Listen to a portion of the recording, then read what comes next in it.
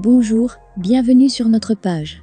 Aujourd'hui nous allons parler des 5 plus gros salaires du Real de Madrid pour la saison 2021-2022.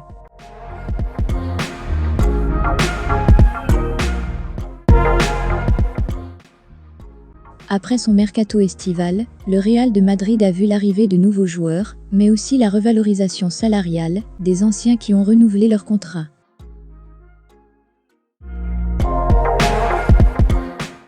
Actuellement, à Los Angeles pour leur tournée estivale, d'où ils font la préparation de la nouvelle saison qui les attend avec des grandes compétitions à gagner, à savoir la Liga, la Supercoupe d'Espagne, la Ligue des Champions.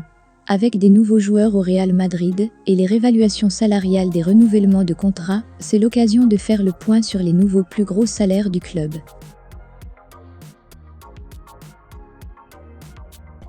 En première position, nous avons Eden Hazard, avec un salaire de 15 millions d'euros par an. Arrivé au Real de Madrid le 7 juin 2019 pour un transfert de 100 millions d'euros pendant 5 ans. Cette année, il fait partie des plus gros transferts et l'un des plus importants pour le Real. Mais blessé à la cuisse, au mois d'août 2019, Eden Hazard rate donc le début de saison 2019-2020 en passant plus de temps hors du terrain de jeu. Jusqu'à présent, il peine toujours à trouver ses marques et ses statistiques sont très décevantes, car en 4 saisons, il n'a joué que 48 matchs, n'a marqué que 4 buts et délivré que 6 passes décisives en championnat. Après de tels résultats, pensez-vous qu'il mérite un tel salaire ? En deuxième position, nous avons Karim Benzema, avec un salaire de 11 520 000 euros par an. À la fuite de son salaire, les fans du Real ont été fustigés, et pour eux c'est un manque de considération des dirigeants du Real à l'endroit de leur attaquant, qui depuis son arrivée en 2009 a toujours su faire des saisons exemplaires. À lui seul, c'est 415 matchs, 219 buts et 102 passes décisives en championnat. Il est un acteur majeur dans les dernières victoires en Ligue de Champions et participe activement aux victoires du Real pendant les Classicos. Nous pensions qu'il aurait dû avoir le plus grand salaire, déjà à cause de son implication dans le jeu collectif, l'encadrement qu'il apporte aux nouveaux joueurs, et en plus dans l'effectif, il est le joueur le plus ancien. En troisième position, nous avons David Alaba avec un salaire de 10 800 000 euros par an. Après avoir passé la majeure partie de sa carrière professionnelle au Bayern, David Alaba, né le 24 juin 1992 à Vienne, d'un père nigérian et d'une mère philippine, est un footballeur international qui évolue au poste d'arrière gauche, de défenseur central au Real Madrid. Le 28 mai 2021, il signe un contrat de 5 saisons au Real Madrid et il inscrit son premier but le 24 octobre 2021 lors de son premier Classico contre le FC Barcelone. Au Real de Madrid, il gagne 3 titres la même année, la Supercoupe d'Espagne, le Championnat d'Espagne, la Ligue des Champions.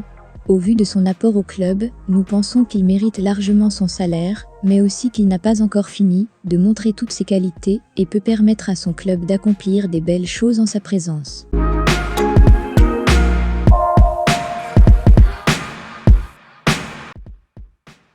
En quatrième position, nous avons Toni Kroos, avec un salaire annuel de 10 530 000 euros.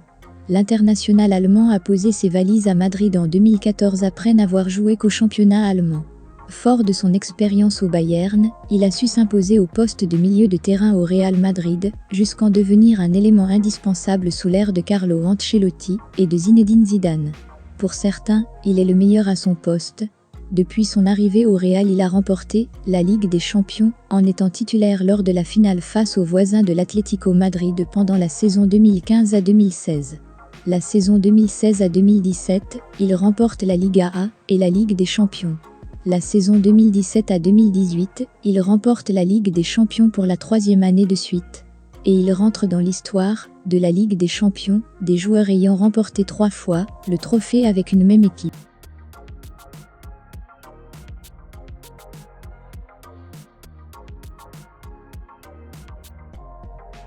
En position 5, nous avons Vinicius Junior avec un salaire annuel de 10 millions d'euros.